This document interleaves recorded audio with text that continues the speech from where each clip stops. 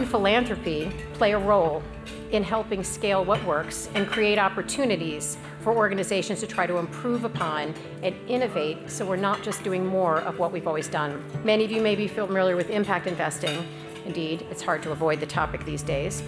And this field is rapidly growing as more and more investors look for ways to put their capital to use for public good. When we first started making PRIs at MacArthur Foundation, we were very opportunistic. We took pretty much things that seemed interesting, that seemed like they'd have some impact, and we underwrote them. We lost a lot of money. We probably didn't make as much impact as we could have. So in 2000, we launched an initiative that's our largest initiative to date, called Window of Opportunity.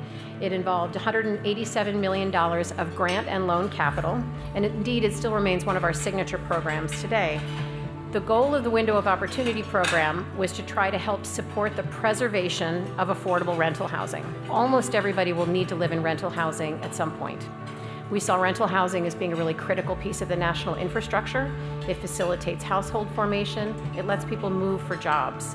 If we don't have that stable housing stock of rental housing that's affordable for people who are in the lower end of the workforce, the economy itself suffers. So this is when we think about innovation in housing.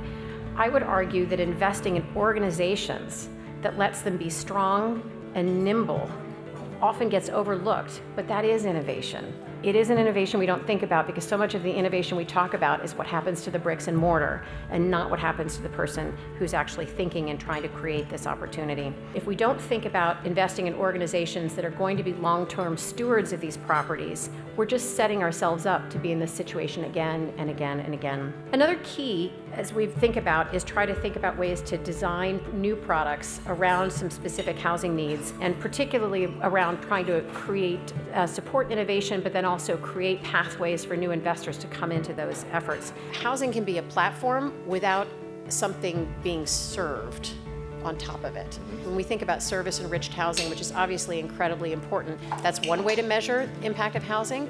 Simply having your child stay in a school for years and years at a time translates to educational outcome if somebody's not moving every time their rent comes, their lease comes up. So I think that sometimes we think about, well, we have to measure housing impact in terms of what we've added to it, but just the baseline housing is enormously impactful. Being able to have your children in a place that doesn't have lead paint, knowing that your children aren't growing up surrounded by these types of negative environmental factors obviously helps things as well. Every conversation about impact investing invariably comes back to the impact and how are you measuring it. And it is an important thing to talk about why impact investing is that. Why are you getting impact potentially in return for a lower return?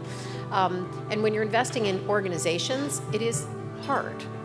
Because again, they can be very intangible. You do have to be able to really ground what you're talking about in stories of individual people, because that's ultimately what people care about. And when you're talking particularly to individuals about why they invest in impact transactions, it's because of something, it's values driven, and it's why people feel that it's something that they can connect to.